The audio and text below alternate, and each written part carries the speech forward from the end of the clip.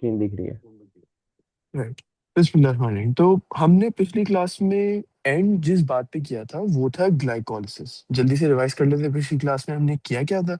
हमने कुछ exam style questions देखे थे जो बहुत ज्यादा रिपीटेटिव होते हैं इस चैप्टर से रिलेटेड। सबसे पहले कि लिविंग ऑर्गेनिजम्स को एनर्जी क्यों चाहिए होती है, ये एनर्जी कहाँ से आती है, एटीपी ब्रेक डाउन कैसे होता है। हमने पढ़ा कि ये एक हाइड्रोलिसिस रिएक्शन है, मतलब कि पानी हम डालेंगे और उससे एटीपी ब्रेक डाउन होगा। एंड मुझे एक बात बताओ, क्या ये एक एंजाइम कैटालाइज्ड रिएक्शन है या बगैर एंजाइम के ये एटीपी ब्रेक डाउन कर जाता है?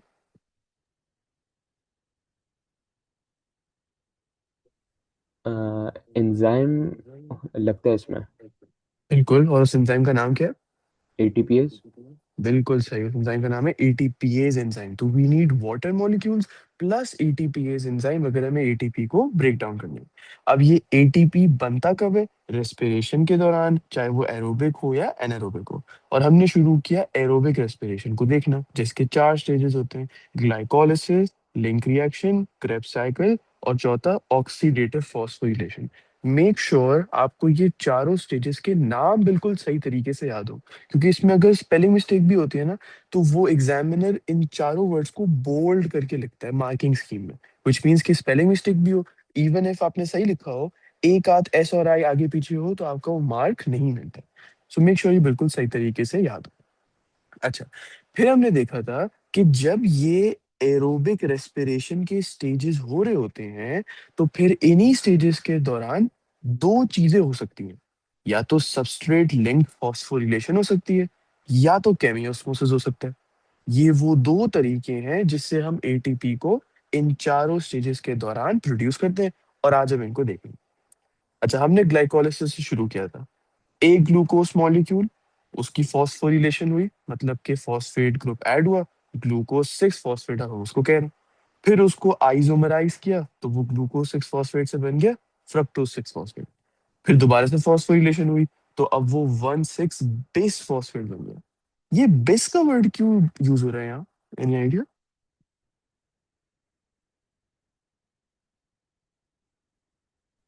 क्योंकि इसमें दो फॉस्फेट के वो आयंस होंगे।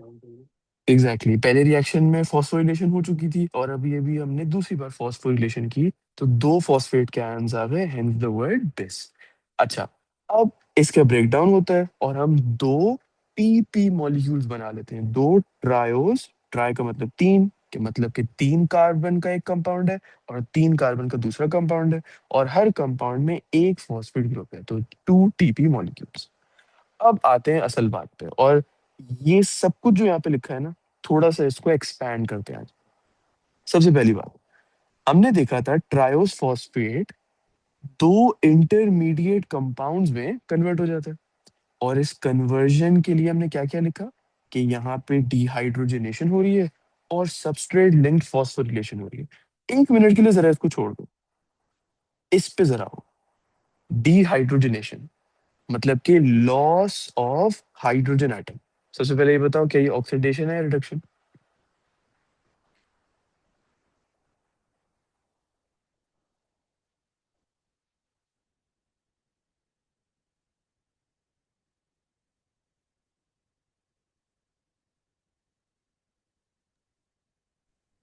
आप कुछ पूछ रहे थे?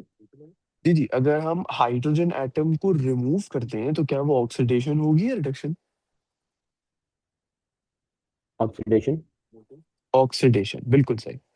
अब जब हम ट्रायोस फॉस्फेट से ये इंटरमीडिएट कंपाउंड्स पे जाते हैं, तो एक hydrogen atom, one hydrogen atom is lost पर टीपी मॉलिक्यूल। आपने ऐसे नहीं सोचना कि जैसे क्योंकि दो ट्रायोस फॉस्फेट से उससे दो इंटरमीडिएट बने, तो हर ट्रायोस फॉस्फेट से दो दो हाइड्रोजन जा रहे हैं, नहीं। एक ट्रायोस फॉस्फेट मॉलिक्यूल से सिर्फ एक ही हाइड्रोजन मॉलिक्यूल जाएगा। तो टोटल में कितने हाइड्रोजन एटम्स लूज हुए?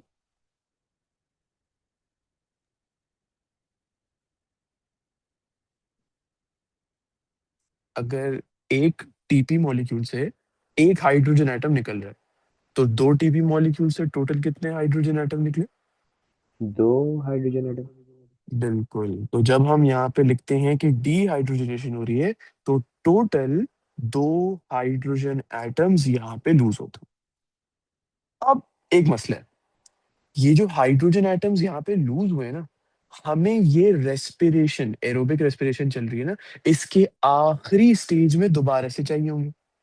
आखिरी स्टेज कौन सा है? Oxidative phosphorylation. जब इस स्टेज पे हम पहुंचेंगे ना, तो हम ये देखेंगे कि ये हाइड्रोजन एटम जो हमने यूज किए थे ना, ये हमें दोबारा वहां पे चाहिए। तो हम इस हाइड्रोजन एटम को यहाँ पे रहने तो नहीं दे सकते ना। ये ग्लाइकोलिसिस कहाँ पे हो रहा था? साइटोप्लाज्म में। हम इन हाइड्रोजन एटम्स को साइटोप्लाज्म में रहने तो नहीं दे सकते, हमें इसको कैरी करना पड़ेगा till the last stage of aerobic respiration. तो इसीलिए we use a hydrogen carrier, और उस हाइड्रोजन कैरियर का नाम है NAD। इसका मैं फुल फॉर्म यहाँ पे लिखता हूँ, निकोटीन। इसका फुल फॉर्म याद रखने की जरूरत नहीं है, आप इसकी एब्रीविएशन भी एग्जाम में लिख सकते हैं, एक्सेप्टेबल है। Nicotine amide. मुझे पता है अभी कंफ्यूजिंग है, अभी ये क्लियर हो जाएगा। Adenine di nucleotide. ये NAD क्या नई चीज है? ये बस एक हाइड्रोजन कैरियर है। इस पूरे 3 स्टेजेस, ये जो पहले 3 स्टेजेस है ना एरोबिक रेस्पिरेशन के, इनमें बार बार आप देखोगे डिहाइड्रोजनेशन होती जा रही है। तो ये जो हाइड्रोजन एटम्स लूज हो रहे हैं, हम इनको जहां पे लूज हुए हैं वहां पे रहने नहीं दे सकते। We need to carry them till the last stage of respiration, which is why we need a hydrogen carrier. अब ये हाइड्रोजन कैरियर हाइड्रोजन को कैरी कैसे करेगा? ये बस हाइड्रोजन को एक्सेप्ट कर लेगा, गेन कर लेगा। इसे रिडक्शन कहते हैं, ऑक्सीडेशन। रिडक्शन। बिल्कुल, हाइड्रोजन को क्योंकि गेन कर रहा है तो उसे रिडक्शन कहते हैं। तो ये जो NAD है ना, अब आप इसको 2 तरीकों से लिख सकते हो।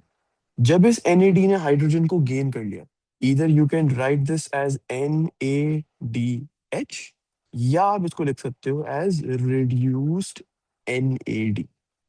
ये दोनों तरीके अलाउड होते हैं एग्जाम में। ज्यादातर लोग ये प्रेफर करते हैं NADH, टाइम बचता है इससे, लेकिन आप रिड्यूस्ड NAD भी लिख सकते हो, कोई मसले वाली बात नहीं। सो सिर्फ और सिर्फ इसका एक फंक्शन याद रखना है कि ये हाइड्रोजन को कैरी करता है till the last stage of aerobic respiration. इसका नाम कैसा है? ये देखो, निकोटीन का जो N है, फिर ये जो एडेनिन का A है, और डाइन्यूक्लियोटाइड का D, NAD बनता है।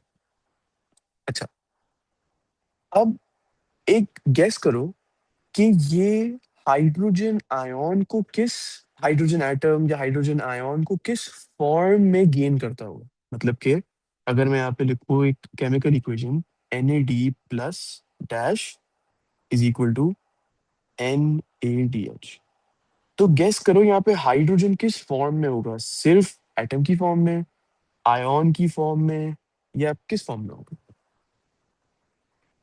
आयन की फॉर्म में होगा। बिल्कुल। अच्छा, पॉजिटिव आयन या negative ion?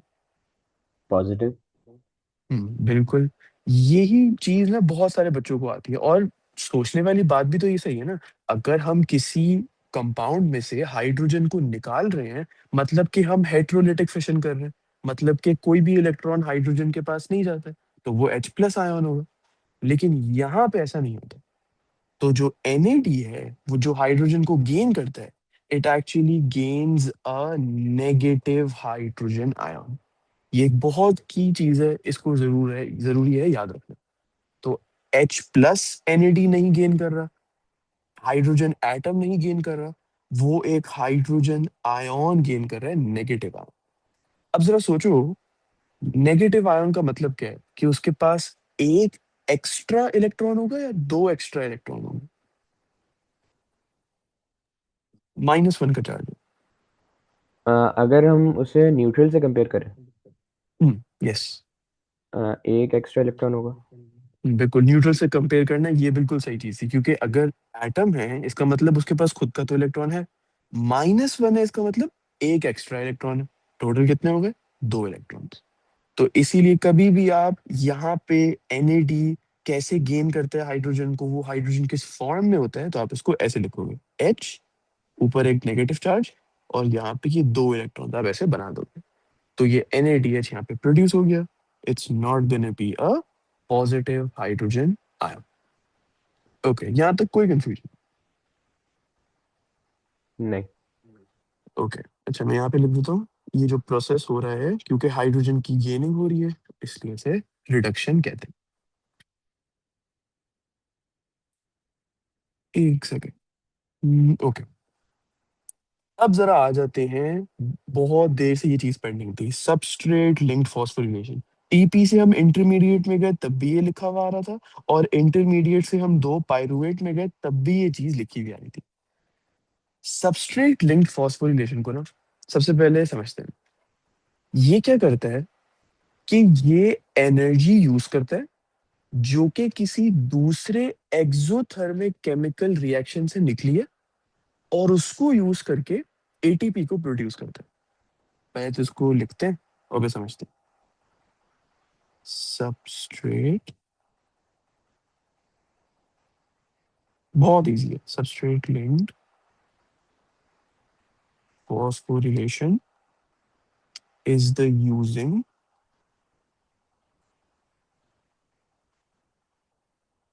of energy released by an exothermic chemical reaction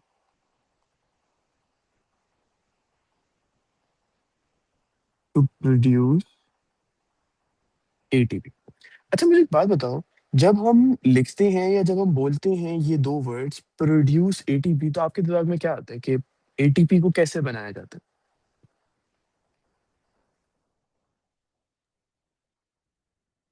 मतलब किसी चीज को यूज करके बनाया जाता है, मतलब रिएक्टेंट्स। है?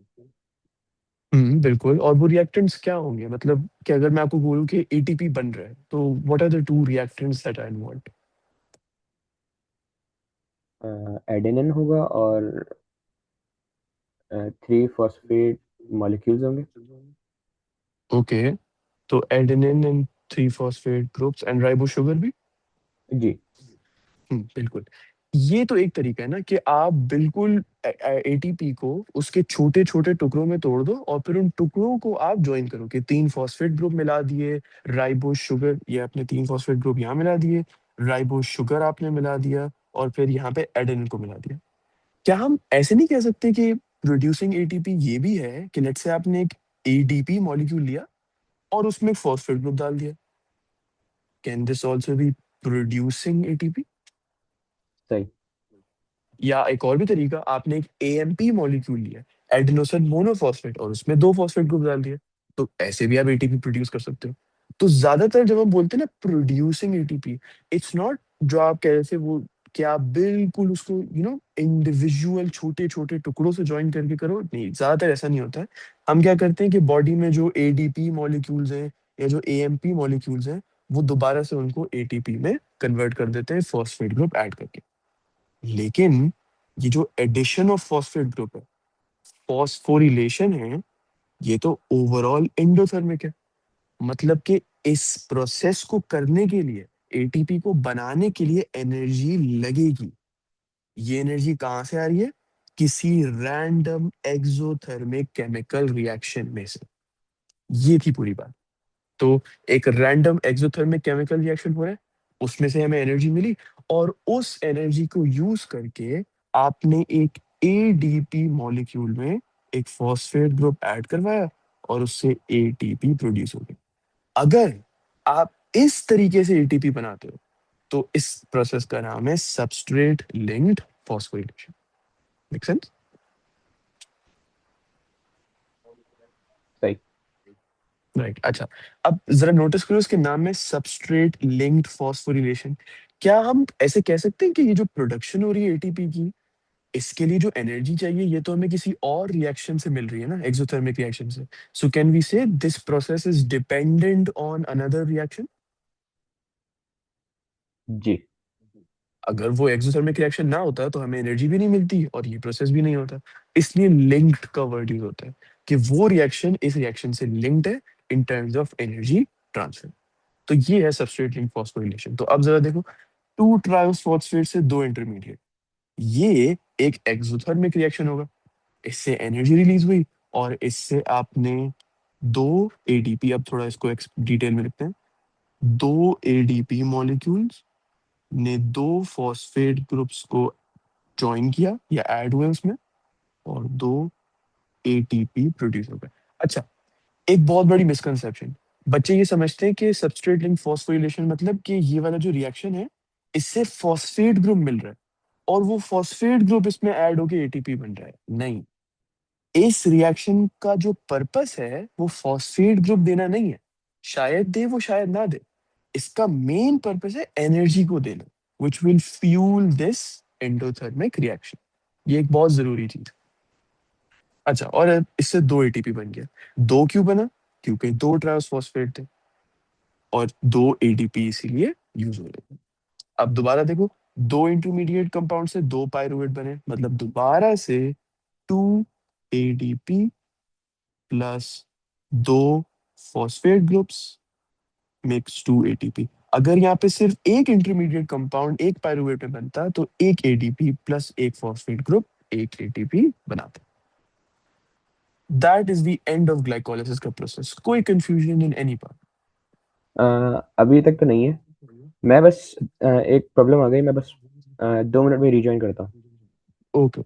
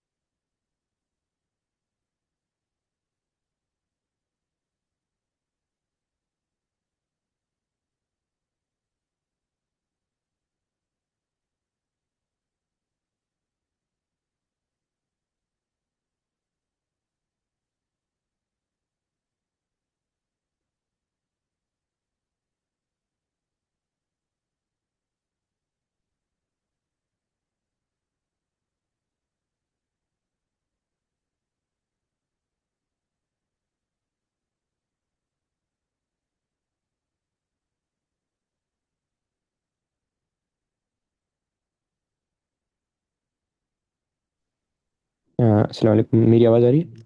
जी बस आ रही है आपके पास? ओके, स्क्रीन दिख रही है? जी। ओके। अच्छा, तो ये सारी तो हमने बात कर ली। अब एक चीज जो हमें देखनी थी, इसके पूरे प्रोसेस में जो साइड के जो रिएक्शंस है, साइड के जो मॉलिक्यूल्स बन रहे हैं, उनको जरा कंबाइन करके एक फाइनल चीज लिखते हैं। तो शुरू में हमने देखा कि एक एटीपी मॉलिक्यूल यूज हो रहा है, फिर उसके बाद दोबारा से फ्रक्टोज 6 से 1,6 बिस्फोस्फेट में एक और एटीपी यूज हो रहा है। तो मैं अभी के लिए यहाँ पे लिख देता हूँ 2 एटीपी यूज, ये अज्यूमिंग कि हम हमेशा एक ग्लूकोज मॉलिक्यूल के साथ स्टार्ट करेंगे। अच्छा अब देखो, दो ट्रायोस फॉस्फेट से दो इंटरमीडिएट कंपाउंड्स बनाए, कितने एटीपी प्रोड्यूस हुए?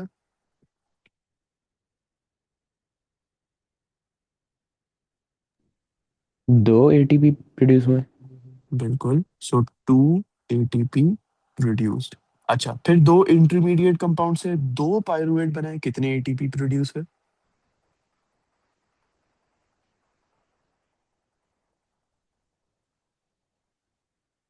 अ, दो एटीपी। बिल्कुल, इसमें भी दो एटीपी प्रोड्यूस हुए, क्योंकि ये भी सबस्ट्रेट लिंक्ड फॉस्फोरिलेशन है ना। जो आखिरी दो रिएक्शंस है ना, हमेशा ऐसे याद रखना, आखिरी दो रिएक्शंस ग्लाइकोलिसिस के, both of them are substrate linked phosphorylation. तो अगेन दो एटीपी प्रोड्यूस हुए। ओवरऑल एटीपी यूज हुआ कि प्रोड्यूस हुआ? ओवरऑल अगर देखें, प्रोड्यूस हुआ। और कितने?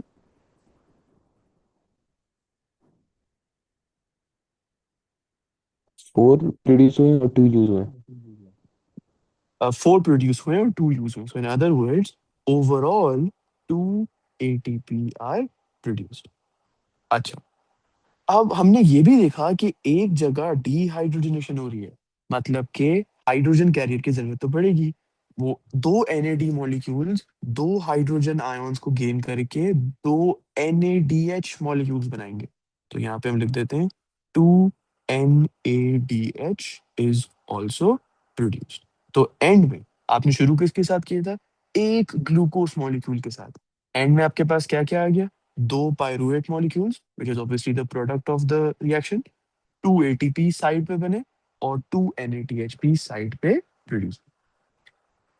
अब आते हैं अगले स्टेज पे, लेकिन उससे पहले एक चीज, ये जो ग्लाइकोलिसिस का पूरा प्रोसेस था ना, ये सिर्फ एरोबिक रेस्पिरेशन में नहीं होता, ये एनारोबिक रेस्पिरेशन में भी होता है। So it happens both in aerobic and in anaerobic. मैं यहाँ पे लिखता हूँ एरोबिक एंड एनारोबिक। तो अब सवाल ये है कि अगर दोनों टाइप की रेस्पिरेशन में ग्लाइकोलिसिस हमारा फर्स्ट स्टेज है, तो अब फर्स्ट स्टेज कंप्लीट हो गया। अब बॉडी को ये कैसे पता चलेगा कि एरोबिक रेस्पिरेशन के साथ प्रोसीड करना है या एनारोबिक रेस्पिरेशन के साथ प्रोसीड करना है? तो अब होगा ये कि जैसे ही ये प्रोसेस कंप्लीट हुआ ना, बॉडी अब एक फैसला लेगी, एक डिसीजन लेगी। और वो डिसीजन इस बात पे बेस होगा कि क्या ऑक्सीजन माइटोकॉन्ड्रियल मैट्रिक्स में है या नहीं। तो मैं यहाँ पे लिखता हूँ availability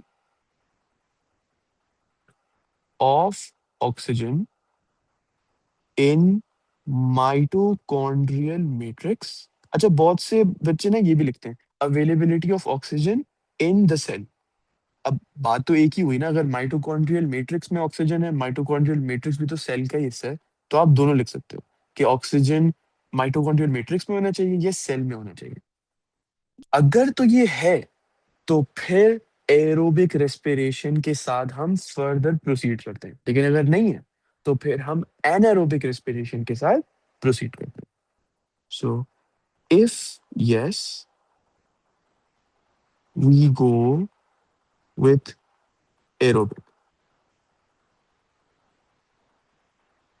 if no, we go with anaerobic. अब क्योंकि हमने एरोबिक रेस्पिरेशन शुरू किया ना, तो हम अभी के लिए ये अज्यूम कर लेते हैं कि हमारे माइटोकॉन्ड्रियल मैट्रिक्स के अंदर ऑक्सीजन है, तो हम एरोबिक के साथ आगे बढ़ेंगे।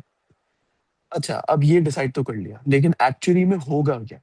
अब होगा ये कि द पाइरुवेट मॉलिक्यूल्स, जो कि रिमेंबर आपके साइटोप्लाज्म के अंदर बने थे, ये पाइरुवेट मॉलिक्यूल्स माइटोकॉन्ड्रियल मैट्रिक्स के अंदर मूव करते हैं।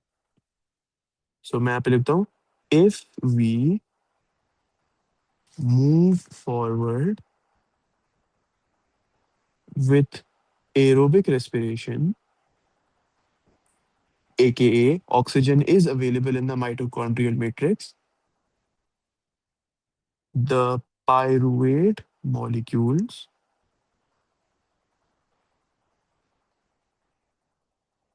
move into the matrix. अच्छा, व्हाट इफ ऑक्सीजन ना हो तो फिर पायरुवेट के साथ क्या होगा, वो हम बाद में देखेंगे जब हम एनाएरोबिक रेस्पिरेशन पर जा रहे हैं। अच्छा, अब जरा एक जरूरी चीज, ये हम कब से जो कह रहे हैं ना पायरुवेट, ये एक्चुअली में है क्या, इसका चार्ज जरा समझते हैं। पायरुवेट ना इज एन एनायन। आपको याद है एनायन क्या था, पॉजिटिव या नेगेटिव?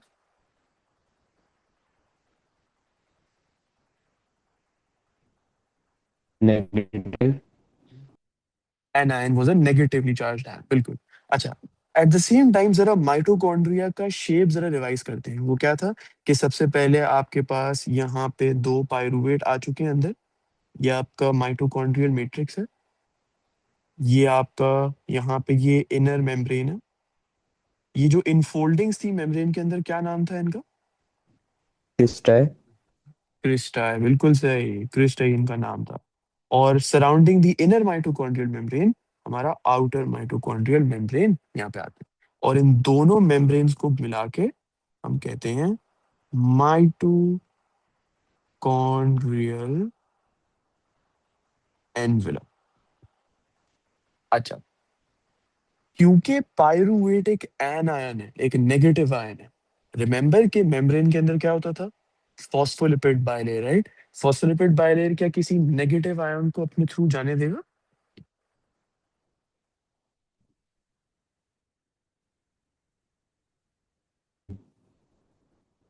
आपकी आवाज नहीं आई।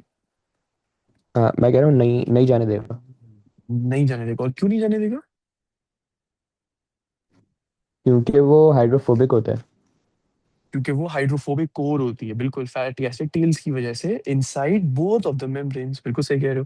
तो इसका मतलब कि अगर हमें पायरुवेट जो इस वक्त बाहर खड़ा हुआ है सेल के साइटोप्लाज्म में, इसको यहां तक लेके जाना है, तो हमें कैरियर प्रोटीन्स की जरूरत पड़ेगी। So pyruvate moves from the cytoplasm into the matrix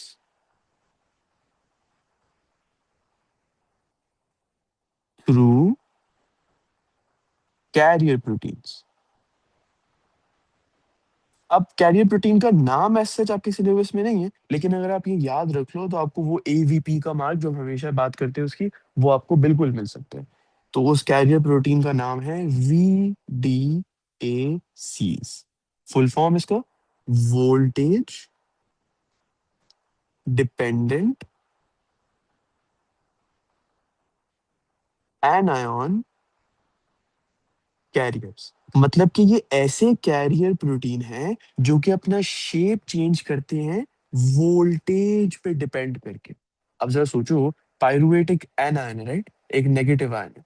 जब ये इस आउटर मेम्ब्रेन के करीब आएगा, क्या इस मेम्ब्रेन के अराउंड वोल्टेज चेंज हो जाएगी?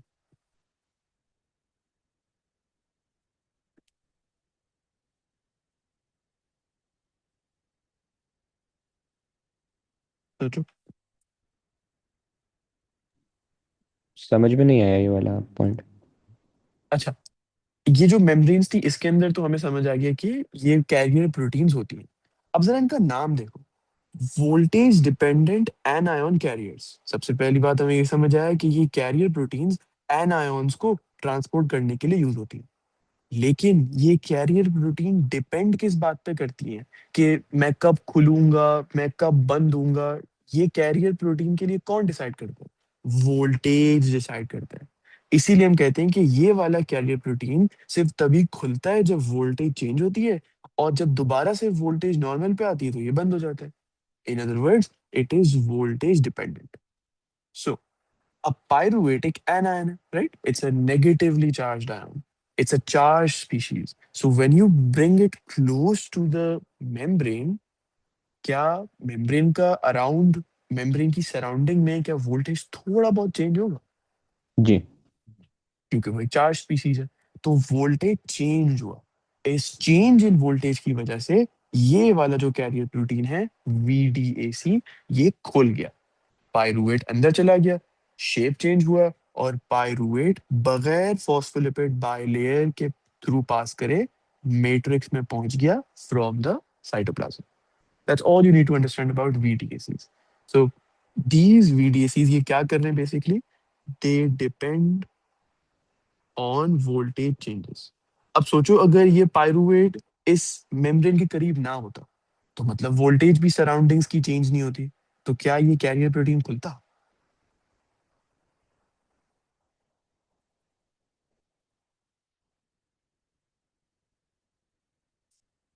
मैं दोबारा रिपीट करता हूँ, अगर जो पायरुवेट है, अगर ये मेम्ब्रेन की सराउंडिंग्स में ना होता तो सबसे पहला सवाल, क्या मेम्ब्रेन की सराउंडिंग्स की वोल्टेज चेंज होती?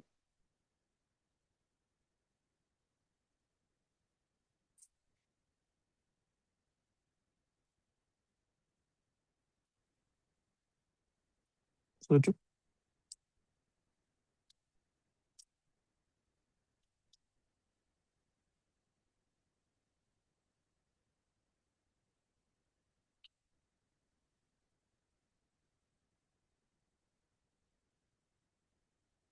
आई थिंक इससे रिलेटेड थोड़ी कंफ्यूजन हो रही है आपको, इज दैट राइट?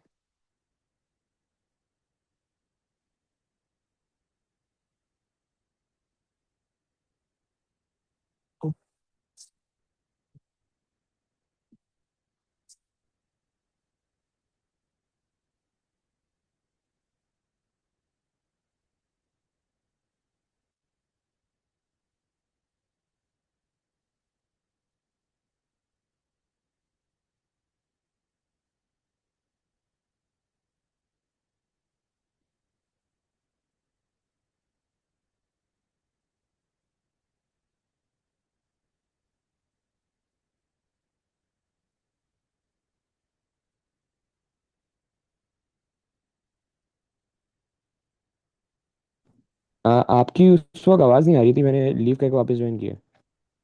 अच्छा अच्छा, अब पता नहीं क्यों नहीं आवाज आ रही थी, मैं दोबारा से नेट चेंज कर लेता हूँ। लेकिन ये सबसे तेज वाला नेट, अच्छा दोबारा अगर मसला है तो फिर मुझे बताना, मैं नेट चेंज करता हूँ फिर। अच्छा, तो मैं ये पूछ रहा था कि लेट्स सपोज कि ये पाइरुवेट ये आउटर मेम्ब्रेन के अराउंड होता ही नहीं, तो क्या इस आउटर मेम्ब्रेन की सराउंडिंग का वोल्टेज चेंज होता? नहीं। तो क्या ये VDACs हैं, क्या ये खुलते? नहीं।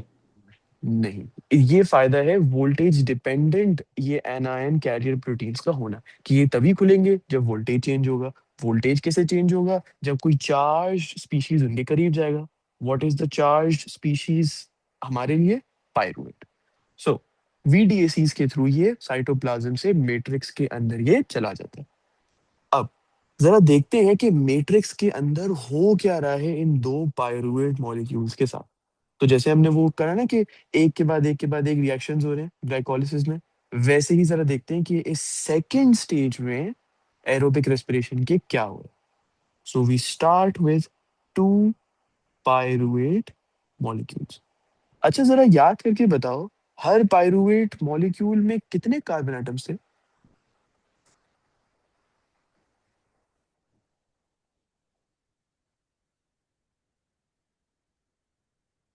2 कार्बन एटम्स थे। हम्म, दोबारा सोचो, शुरू से शुरू करो आप। ग्लूकोज आपके पास था एक, वो 6 कार्बन एटम था। फिर ग्लूकोज से क्या बना? इससे याद फ्रक्टोज। करने में आसानी होगी। नहीं, वापस से सोचो। वन ग्लूकोज मॉलिक्यूल से इमीडिएटली नेक्स्ट क्या बना?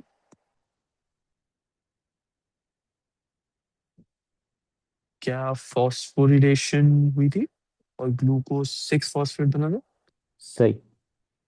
अच्छा, ये कितने कार्बन एटम्स का था? 6 कार्बन। बिल्कुल, फिर उसके बाद अगला मॉलिक्यूल क्या बना?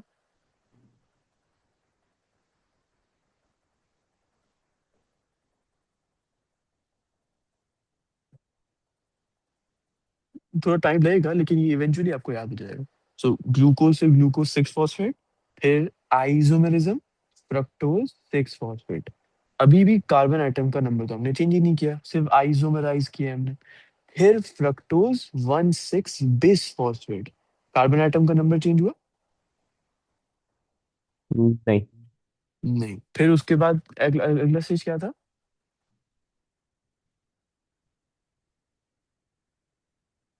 1,6 बिस फॉस्फेट के बाद? इंटरमीडिएट कंपाउंड्स बन जाते थे। एक और चीज थी उससे पहले, हमने एक एब्रीविएशन भी याद किया था उसका।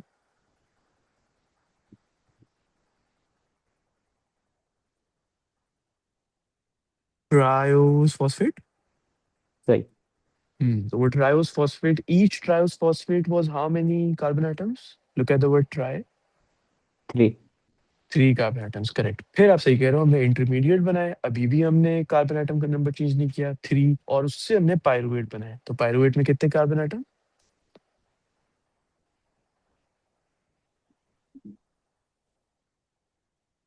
पायरुवेट में अगेन हमारे पास 3 कार्बन एटम्स हो गए, राइट। ये जरा मैं वापस चाहता हूँ इस पे, ये देखो, 2 ट्रायोस फॉस्फेट, 3 कार्बन एटम्स। अब यहाँ से यहाँ तक जाने में हमने सिर्फ इस रिएक्शन से जो एनर्जी रिलीज हुई वो यूज की, और एक हाइड्रोजन आइटम को निकाला, कार्बन आइटम्स को नहीं छेड़ा। तो यहाँ भी 3 कार्बन एटम्स। और यहाँ दोबारा से हमने सिर्फ एनर्जी यूज की एटीपी बनाने में, which is substrate linked phosphorylation. So again this is gonna be 3 carbon atoms. Make sure you remember. So क्या हम कह सकते हैं 3 कार्बन एटम्स टाइम्स 2, क्योंकि 2 पायरुवेट मॉलिक्यूल्स हैं, जी। राइट। अच्छा, अब जो हम रिएक्शन शुरू करने जा रहे हैं ना, अब जो जो इस पायरुवेट के साथ होने जा रहे हैं, इस स्टेज का नाम है लिंक रिएक्शन। अगर मैं स्टेजेस पे जाऊं एरोबिक रेस्पिरेशन के, तो ये देखो, हमने ग्लाइकोलिसिस कर लिया, अब ये लिंक रिएक्शन सेकंड स्टेज है। ये लिंक रिएक्शन कहाँ पे हो रहा है? पायरुवेट इस वक्त कहाँ पे है? माइटोकॉन्ड्रिया के मेम्ब्रेन के बिल्कुल बाहर। माइटोकॉन्ड्रिया की मेम, अच्छा यहाँ पे बिल्कुल। तो फिर आपकी ये साइटोप्लाज्म है, राइट, ये पूरा सेल के बाद। तो ये वीडीएसीज उसकी वजह से खुल गए, और उसकी वजह से पायरुवेट अब कहाँ पे चला गया? मैट्रिक्स में। मैट्रिक्स में। अब यहाँ पर पायरुवेट के साथ चीजें होंगी। सो ऑलवेज रिमेंबर, जो हमने ग्लाइकोलिसिस का प्रोसेस किया ना, वो साइटोप्लाज्म में हो रहा है। तो ये बाहर पायरुवेट आपका प्रोड्यूस हो गया साइटोप्लाज्म में। अब अगर ऑक्सीजन अवेलेबल है मैट्रिक्स के अंदर, तो फिर ये पायरुवेट वीडीएसी, एक और वीडीएसी, इसके थ्रू ये माइटोकॉन्ड्रिया के मैट्रिक्स में चला गया। और अब इस मैट्रिक्स के अंदर प्रोसेस शुरू होगा लिंक रिएक्शन का। Make sense? सही। अच्छा, अब जरा देखते हैं लिंक रिएक्शन में हो क्या रहा है। लिंक रिएक्शन में ना सिर्फ दो रिएक्शंस हैं। मतलब जैसे ग्लाइकोलिसिस में बहुत सारे थे ना, एक के बाद एक के बाद एक, एरो पे एरो हम बनाते जा रहे थे, यहाँ पे सिर्फ दो हैं। एक चीज होगी, कुछ होगा, एक और चीज होगी, कुछ होगा। Simple as that. सबसे पहला क्या है? Each pyruvate molecule undergoes dehydrogenation, ये वर्ड सुना सुना लग रहा है, एंड डीकार्बोक्सिलेशन। हर पायरुवेट मॉलिक्यूल के साथ क्या हो रहा है? डिहाइड्रोजनेशन हो रही है, और डीकार्बोक्सिलेशन हो रही है। डीकार्बोक्सिलेशन का मतलब क्या होगा? Any idea? गेस करो।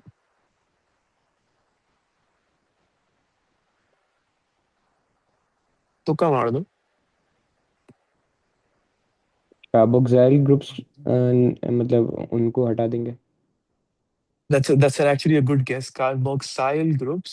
You're almost there, but not really carboxyl. हम एक्चुअली कार्बन डाइऑक्साइड को ही मतलब रिमूव कर देंगे, लूज कर देंगे।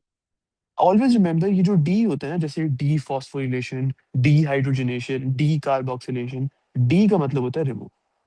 तो डी कार्बोक्सिलेशन मतलब रिमूवल ऑफ कार्बन डाइऑक्साइड, और डी हाइड्रोजनेशन तो हमें पता ही है कि रिमूवल ऑफ हाइड्रोजन।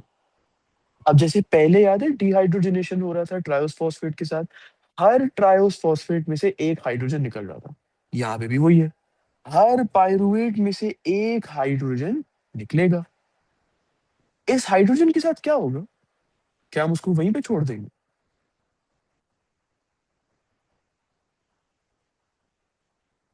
क्वेश्चन समझ में नहीं आया।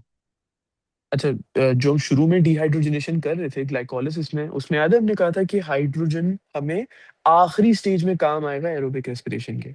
तो हम एक हाइड्रोजन कैरियर का इस्तेमाल करते हैं।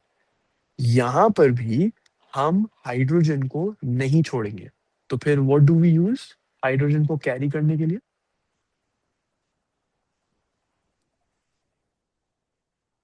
Career proteins. कैरियर प्रोटीन या एनएडी? एनएडी। एनएडी, रिमेम्बर वो क्या था? Hydrogen carrier. तो कभी भी डीहाइड्रोजनेशन अगर हो, पहले 3 स्टेजेस में, ग्लाइकोलिसिस, लिंक रिएक्शन और फिर क्रेब्स साइकिल, इन तीनों स्टेजेस में कहीं भी डिहाइड्रोजनेशन होगी, तो सबसे पहला सीन में कौन जंप करेगा? हमारा हाइड्रोजन कैरियर। वो कहेगा कि मुझे हाइड्रोजन दे दो, मैं संभाल के रखूंगा, आखिरी स्टेज में मैं काम आऊंगा आपको दोबारा से हाइड्रोजन देने के लिए। तो जैसे ही डिहाइड्रोजनेशन हुई, पहुंच गया फौरन से हाइड्रोजन कैरियर, एनएडी। और क्योंकि 2 पायरुवेट है, 2 हाइड्रोजन लूज हुए, तो 2 NAD 2 NADH में कन्वर्ट हो जाता है। कोई कंफ्यूजन उसमें? नहीं। तो मैं यहाँ पे लिख देता हूँ -2H के 2 हाइड्रोजन एटम्स हमने निकाल दिए। अब डी कार्बोक्सिलेशन, मतलब कि हर पाइरुवेट में से एक कार्बन डाइऑक्साइड मॉलिक्यूल आपने निकाल दिया। So can we write -2 CO2? जी। अब यहाँ पे ऐसा कुछ नहीं है कि कार्बन डाइऑक्साइड को हमने यहाँ पे रख दिया और हम यहाँ पे रख नहीं सकते और ये आखिरी स्टेज में काम आएगा, नहीं। ये थ्योरी सिर्फ हाइड्रोजन पे अप्लाई होती है कि हाइड्रोजन में बाद में काम आएगा, कार्बन डाइऑक्साइड हमने निकाला और उसको वहीं पे रहने देते हैं, उसका कोई काम नहीं। जब ये दोनों चीजें हो गई ना पाइरुवेट के साथ, तो अब हमने बनाया समथिंग कॉल्ड एसिटाइल ग्रुप। ये शायद आपने सुना भी होगा या शायद नहीं, पिछले पिछले साल केमिस्ट्री में। सुना हुआ है। या ये 2 एसिटाइल ग्रुप्स यहाँ पे प्रोड्यूस होते हैं। अब जरा सोचो, आपने हर पाइरुवेट में से तो डी कार्बोक्सिलेशन कर दी, एक कार्बन डाइऑक्साइड निकाल दिया, कार्बन डाइऑक्साइड में तो कार्बन होता है, तो अब हर एसिटाइल ग्रुप में कितने कार्बन आइटम्स होंगे?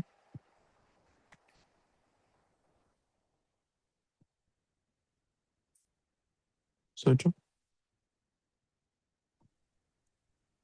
2 होंगे, एंड रीजन? क्योंकि हमने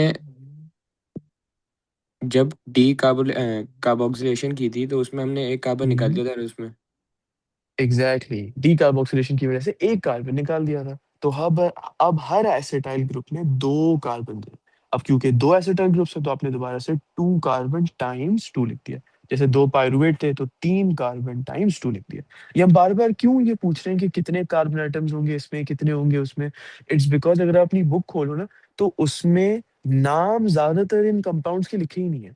लिखे हैं कि इससे बनेगा 2 कार्बन कंपाउंड, फिर जैसे ग्लाइकोलिसिस में ऐसे लिखा हुआ होगा आपकी बुक में, 6 carbon compound, 6 carbon, 6 carbon, 6 carbon, 3 carbon, 3 carbon, 3 carbon. नाम नहीं लिखे हुए, नामों की जगह लिखा हुआ है कि उन कंपाउंड में कितने कार्बन आइटम। ये इतना अच्छा तरीका नहीं है, क्योंकि आपको पूरी इंफॉर्मेशन नहीं मिल रही ना इससे। नाम अगर आपको याद होंगे तो याद भी करना उसको आसान होगा, instead of just remembering a random series of numbers, 6 3 3 3 2, तो वो मुश्किल हो जाता। तो आपने 2 एसिटाइल ग्रुप्स बना लिए। अब you don't need to know acetyl group का स्ट्रक्चर क्या है, कुछ भी नहीं, बस नाम याद होना चाहिए। अब नेक्स्ट स्टेज, हर एसिटाइल ग्रुप जो है ना, वो केमिकली कंबाइन होगा, मतलब कि वो ज्वाइन हो जाएगा को ए के साथ। बड़ी अजीब सी चीज है, जरा यहाँ पे लिखते हैं। Each acetyl group chemically combines with, अब जरा गौर से देखना मैं लिख क्या रहा हूँ यहाँ पे, को ए, सी कैपिटल, ओ स्मॉल लेटर्स में लिखा हुआ है और ए दोबारा से कैपिटल है। ये एक्चुअली में ना एक एब्रीविएशन है एक कंपाउंड की, और उस कंपाउंड का नाम है को एंजाइम ए। नाम से ही हमें पता लग रहा है कि ये एक सॉर्ट ऑफ एन एंजाइम है, राइट? जी। लेकिन हमने पिछले साल भी और इस साल भी जितने भी एंजाइम का नाम पढ़ा है, हम तो बस उसको ऐसे ही आइडेंटिफाई करते थे ना कि आखिर में ASE लिखा हुआ है, एटीपीएज, प्रोटीएज, लाइपेज। ये को तो कभी भी नहीं आया प्रीफिक्स एंजाइम से पहले का। तो ये क्या चीज है? इसको ऐसे समझते हैं कि लेट्स सपोज कोई ऑफिस है, उसमें ऑफिसर्स काम कर रहे होते हैं या वर्कर्स काम कर रहे होते हैं, लेकिन उस ऑफिस में को वर्कर्स भी तो काम कर रहे होते हैं, राइट? जी। आप किसी और दूसरे अपना आपका जो कोलीग है उसको क्या बोलते हो कि ये मेरा को वर्कर है। ये जो वर्ड को है ना बायोलॉजी में, इसका मतलब होता है असिस्ट करना, मदद करना। तो को एंजाइम ए यहाँ पे क्या कर रहा है कि मेन एंजाइम को असिस्ट कर रहा है। अब को enzyme A, the name of this को एंजाइम इज जस्ट ए। हम बस ए को डिस्क्राइब करें कि अच्छा ये को एंजाइम है। बायोलॉजी में बहुत सारे एंजाइम्स हैं और बहुत सारे को एंजाइम्स भी हैं। एक को एंजाइम है ए, ये क्या कर रहा है? असिस्ट कर रहा है मेन एंजाइम को। So it assists the main enzyme. तो अगर कोई आपसे पूछे ना कि what's the coenzymes name involved in this entire process, तो उसका नाम सिर्फ ए है। अब ए भी एक एब्रिविएशन है, इसका फुल फॉर्म जानने की जरूरत नहीं है, लेकिन सिर्फ ए। अब ये लिख तो दिया हमने कि भाई ये मेन एंजाइम की मदद कर रहा है, लेकिन मदद कैसे कर रहा है? द थिंग इज, ये जो एसिटाइल ग्रुप हमने माइटोकॉन्ड्रियल मैट्रिक्स में बनाया था ना, इसको हमें पहुंचाना है माइटोकॉन्ड्रियल मैट्रिक्स में ही दूसरी जगह में। इस बात का मतलब क्या है? ये माइटोकॉन्ड्रियल मैट्रिक्स है, मैट्रिक्स के इस हिस्से में लिंक रिएक्शन हो रहा है कि दो पायरुवेट दो एसिटाइल में कन्वर्ट हुए। अब यहाँ पे तो दो एसिटाइल ग्रुप्स है ना, आपको इनको यहाँ पे पहुंचाने। सवाल है कि पहुंचाएं कैसे? तो अब होता ये है कि जो कोएंजाइम ए था ना, ये बस क्या करेगा कि इन एसिटाइल के साथ जुड़ जाएगा और फिर ये इनको ज्वाइन करके ले जाएगा यहाँ तक। तो टेक्निकली जैसे रिक्शा होती है ना, उबर होती है, आप उसमें बैठते हो और वो आपको एक जगह से दूसरी जगह ले जाती है। तो को एंजाइम ए भी वो उबर ही है कि वो ज्वाइन करी एसिटाइल के साथ और वो एसिटाइल को ट्रांसपोर्ट कर रही है मेन एंजाइम को, जिसको वो असिस्ट करता है। थोड़ा बहुत मेक सेंस? सही।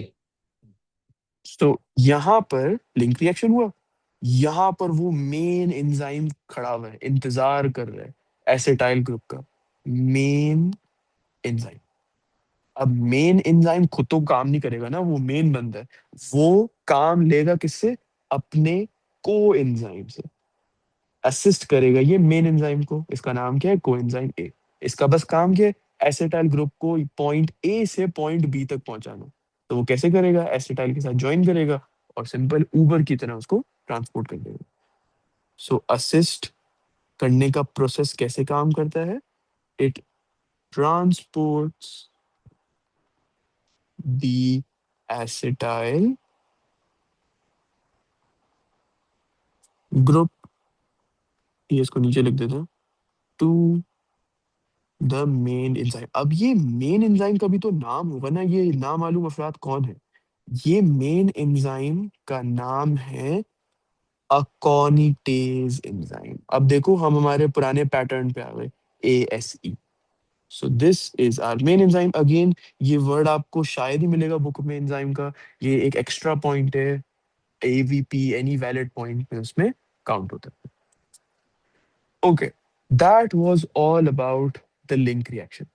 तो इसमें हमने टेक्निकली देखें तो क्या क्या प्रोड्यूस किया? दो NADH हमने प्रोड्यूस किया इसमें। कुछ और भी साइड प्रोडक्ट हमने प्रोड्यूस किया इसमें। नहीं।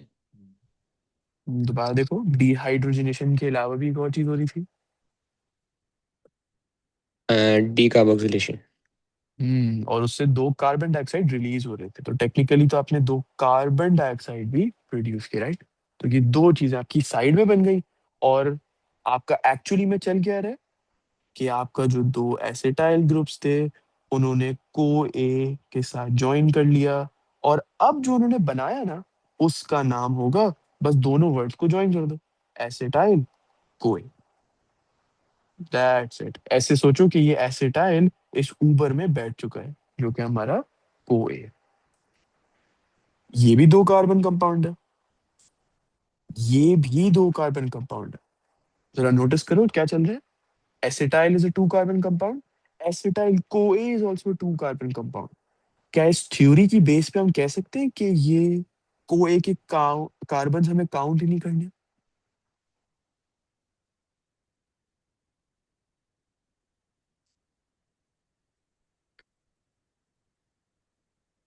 नहीं करने काउंट। हाँ बिल्कुल नहीं करने का। मैं दोबारा से रिपीट करता हूँ, अगर हमारा एसिटाइल कोए में हम कह रहे हैं कि दो कार्बन है, एसिटाइल में भी दो कार्बन है, तो फिर कोए के कार्बन आपने नहीं गिनने। ऐसा क्यों?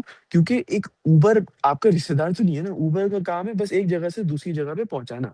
जैसे ही उसने अकोनिटेज एंजाइम तक पहुंचा दिया ना एसिटाइल को कोए ने, तो वहां पे कोए अलग हो जाएगा और वो दोबारा से यहाँ पे आ जाएगा और एसिटाइल ग्रुप्स को उठाने के लिए दोबारा से पहुंचाएगा। तो टेक्निकली तो कार्बन एटम्स का नंबर नहीं बढ़ रहा ना जो आपके पास है। कार्बन एटम्स का नंबर सेम है जो कि है 2। So we don't count the carbon atoms, या सिंपल वर्ड्स में हम कोए के कार्बन एटम्स को इस्तेमाल नहीं करते हमारे फर्दर रिएक्शंस में। अच्छा जी। Okay, right. अब जरा सिचुएशन देखते हैं क्या है मैट्रिक्स में। इस जगह पर आप मैं रैंडम जगह चूज कर रहा हूँ, ये भी हो सकती है ये भी हो सकती है, बट यहाँ पर हमारा अकोनिटेज एंजाइम है और अब ये ट्रांसपोर्ट होने के बाद पहुंच चुका है हमारा एसिटाइल को ए। ये जो अकोनिटेज एंजाइम है ना, ये मेन एंजाइम तो है, लेकिन किस रिएक्शन के लिए? एरोबिक रेस्पिरेशन का तीसरा स्टेज क्या था? Krebs cycle. ये अकोनिटेज एंजाइम क्रेब्स साइकिल के पहले रिएक्शन को कंट्रोल करता है। तो मैं यहाँ पे लिख देता हूँ अकोनिटेज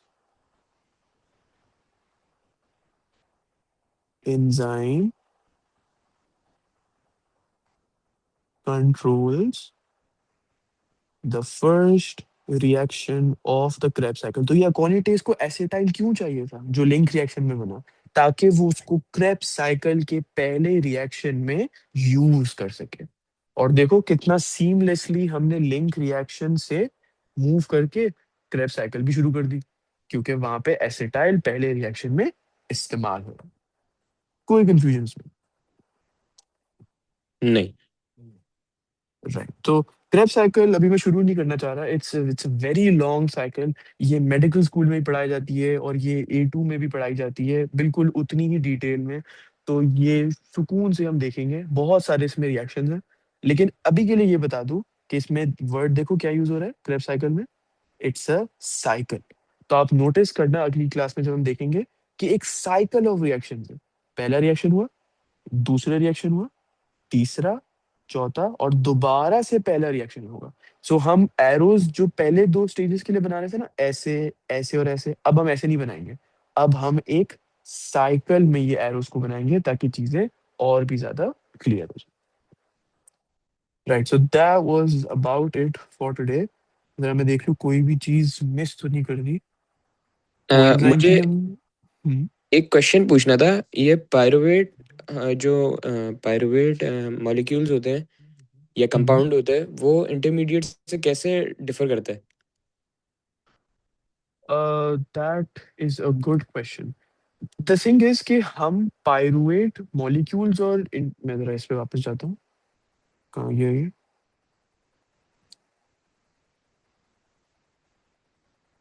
मिल क्यों नहीं रहा? Hmm,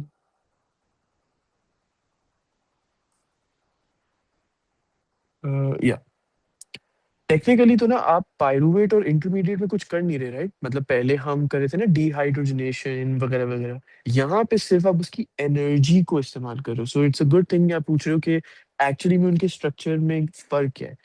एक थोड़ा सा ये डिटेल है। इट्स बेसिकली आप एक मॉलिक्यूल है जो कि इंटरमीडिएट है, एंड इसको आप ग्लाइकोलिसिस में इस्तेमाल करने की जगह क्रेब साइकिल में भी यूज करते हो। सो इन सिंपल वर्ड्स, आपने इंटरमीडिएट प्रोड्यूस किया ट्रायोस फॉस्फेट से और उस इंटरमीडिएट ने बनाया पायरुवेट। इंटरमीडिएट का वर्ड हम क्यों यूज करें? क्योंकि ये एक बहुत ही स्मॉल अमाउंट ऑफ टाइम के लिए रहता है, एग्जिस्ट करता है। रिमेंबर हम केमिस्ट्री में पिछले साल कर रहे थे, इंटरमीडिएट फॉरन प्रोड्यूस होता है और फॉरन यूज होता है, जी। और वो ओवरऑल रिएक्शन में तो दिखता ही नहीं है क्योंकि वो प्रोड्यूस हुआ और उसी वक्त यूज भी हो गया। तो इसीलिए इंटरमीडिएट का वर्ड हम यूज करते हैं। सो आप इन टर्म्स ऑफ अगर स्ट्रक्चर पूछ रहे हो तो एज सच इसमें कोई फर्क नहीं है। बस सिर्फ हम ये कहते हैं कि टीपी से पायरुवेट डायरेक्ट नहीं जा सकते, हम टीपी से इंटरमीडिएट जाते हैं और इंटरमीडिएट से हम पायरुवेट प्रोड्यूस करते हैं। सही।